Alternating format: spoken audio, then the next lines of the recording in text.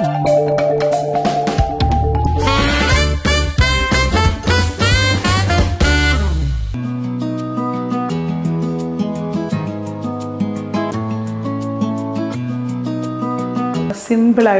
നല്ല ടേസ്റ്റിൽ ഒരു പൊട്ടറ്റോ കറിയാണ് ഇത്. ഇറച്ചിക്കറിയുടെയൊക്കെ ഒരു ടേസ്റ്റ് വരും കേട്ടോ. അപ്പോൾ നല്ലൊരു എന്താ പറയുന്നത്, നല്ലൊരു കോമ്പിനേഷൻ ആയിരിക്കും ചോറിൻ്റെ കൂടെയും അതുപോലെ ചപ്പാത്തി എല്ലാത്തിൻ്റെയും കൂടെ അടിപൊളി കോമ്പിനേഷനായ ഒരു പൊട്ടറ്റോ കറി. കറി ഉണ്ടാക്കാനായിട്ട് ഞാനൊരു ചീനച്ചട്ടി വെച്ചിട്ടുണ്ട്. ചട്ടി ചൂടാകുമ്പോൾ ഇതിലേക്ക് കുറച്ച് വെളിച്ചെണ്ണ ഒഴിച്ചു കൊടുക്കണം. എണ്ണ ചൂടാകുമ്പോൾ ഇതേപോലെ ഒരു ചെറിയ കഷ്ണം ഇഞ്ചി ചെറുതായിട്ട് അരിഞ്ഞത്, 3-4 അല്ലി വെളുത്തുള്ളി ഇതേപോലെ ചെറുതായിട്ട് അരിഞ്ഞത്, 2 പച്ചമുളക് ഇതേപോലെ നെടുകെ കീറിയത്, ഒരു 1/4 ടീസ്പൂണോളം പെരിഞ്ജീരകം, പച്ച പെരിഞ്ജീരകമില്ലേ അത്, ഒരു മീഡിയം സൈസിലുള്ള സവാള ഇതേപോലെ, അതായത് അല്പം ചെറുതായിട്ട്, എന്നാലേ നമ്മുടെ കറിക്കൊരു നല്ലൊരു റിച്ച്നെസ് കിട്ടത്തുള്ളൂ, അതായത് ഒരു കൊഴുപ്പ് കിട്ടത്തുള്ളൂ. കൂട്ടത്തിലൊരു 3-4 കറിവേപ്പിലയും കൂടെ.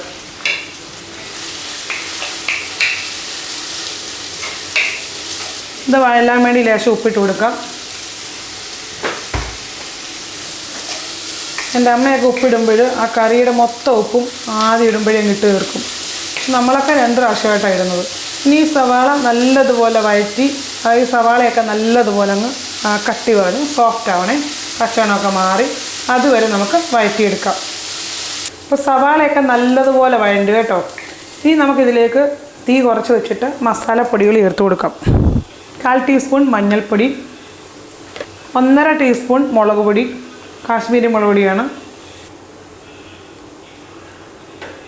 2 ടീസ്പൂൺ മല്ലിപ്പൊടി, 1/2 ടീസ്പൂണോളം ഗരം മസാല, ഇതിലേക്ക് ഒരു 2 നുള്ള് കായത്തിൻ്റെ പൊടി.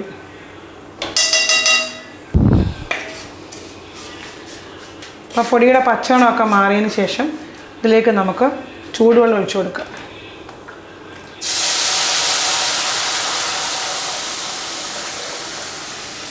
പാകത്തിന് ഉപ്പ്, ചെറിയ 2 പൊട്ടറ്റോ ഇതേപോലെ ചതുരത്തിൽ കട്ട് ചെയ്തുകൂടെ ചേർത്ത് കൊടുക്കാം. നമുക്കൊന്ന് ഇളക്കി നോക്കാം വെള്ളത്തിൻ്റെ അളവ് കറക്റ്റാണോ. ഒരു ലേശം വെള്ളമോടെ ചേർക്കാം കേട്ടോ. ചൂടുവെള്ളം തന്നെ ചേർക്കണം, ഈ കറിക്ക് ഒരു ടേസ്റ്റൊക്കെ വരണമല്ലോ. അപ്പോൾ നമ്മൾ ചൂടുവെള്ളം, ഈ കറിക്ക് ചൂടുവെള്ളം തന്നെ വേണേ.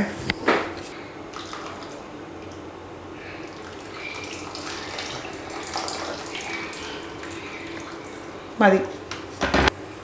നമ്മളത് അടച്ച് വെച്ച് ഈ ഒരു പൊട്ടറ്റോ വേവുന്നിടം വരെ വേവിക്കണം കേട്ടോ. ഞാനിവിടെ അടച്ച് വെച്ചിട്ട് ഏകദേശം ഒരു 10 മിനിറ്റോളം ആയിട്ടുണ്ട്.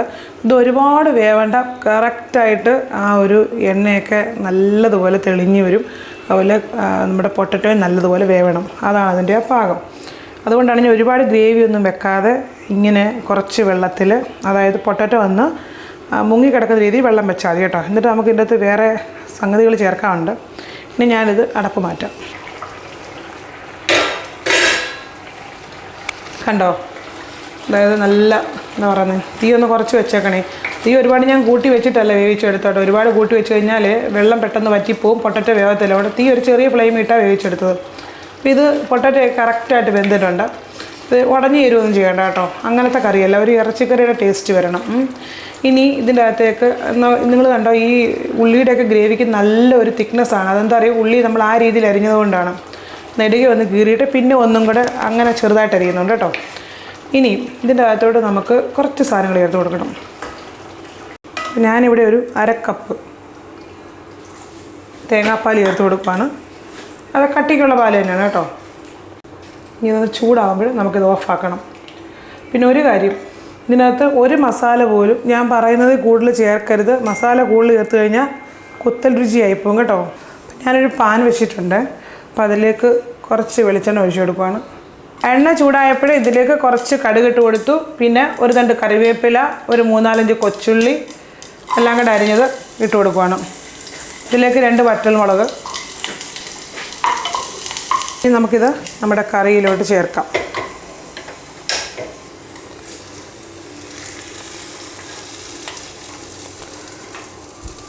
ഞാൻ ഈ പറഞ്ഞ ടിപ്സൊക്കെ നിങ്ങൾ ഫോളോ ചെയ്താൽ മാത്രമേ ഇത് നല്ല ടേസ്റ്റുള്ളൊരു പൊട്ടറ്റോ കറി ആകത്തുള്ളൂ, അല്ലെങ്കിൽ സാധാരണ പൊട്ടറ്റോ കറിയായിട്ട് നിങ്ങൾക്ക് കിട്ടത്തുള്ളൂ കേട്ടോ. അപ്പോൾ ഓക്കെ, ട്രൈ ചെയ്തിട്ട് നിങ്ങളുടെ കമൻറ്റ്സ് ഫീഡ്ബാക്കായിട്ട് ചെയ്യാൻ മറക്കണ്ട. വീണ്ടും അടുത്ത റെസിപ്പിയിൽ കാണുന്നവർ എല്ലാ കൂട്ടുകാർക്കും നന്ദി, നമസ്കാരം.